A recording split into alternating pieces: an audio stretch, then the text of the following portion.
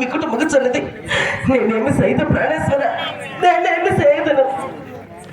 అవును దేవి, నీవు ఎట్లు నడవగలవు దేవి, ఎట్లు నడవగలవు దేవి?